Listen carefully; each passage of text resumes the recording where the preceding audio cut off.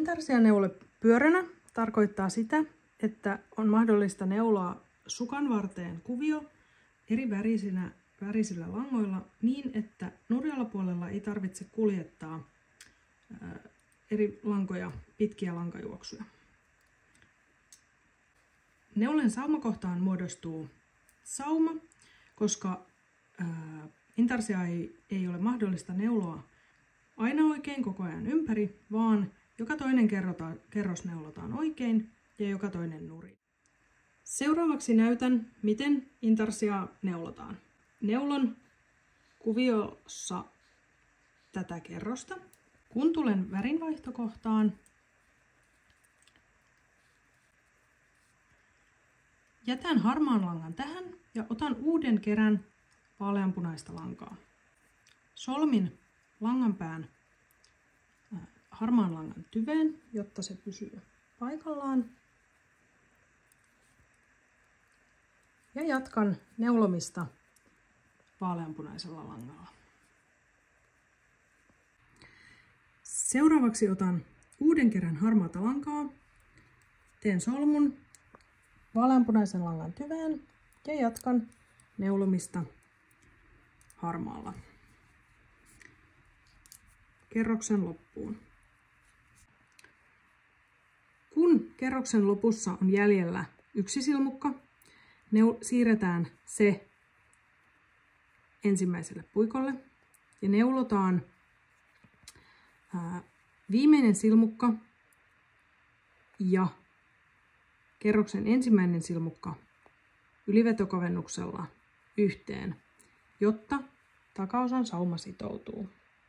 Nyt käännetään työ ja seuraava kerros neulotaan nurjalta puolelta.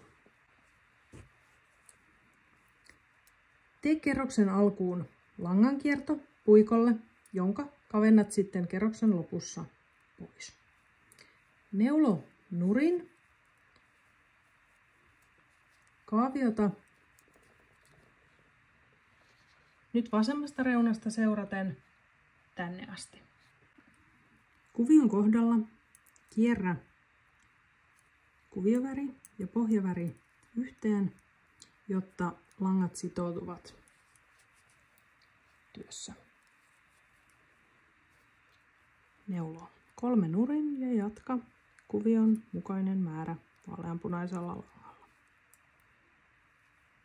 Jos haluat, voit myös neuloa luupaten. Vaihda taas työhön harmaa lanka. Kierrä langat ympäri, jotta ne sitoutuvat. Ja jatka harmaalla. Kerroksen lopussa neulo viimeinen silmukka ja kerroksen alkuun tekemäsi langankierto nurin yhteen.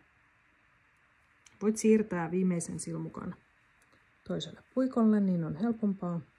Ja nurin yhteen. Käännä työ. Ja teet taas kerroksen alkuun langankierto ja jatka neulomista oikein.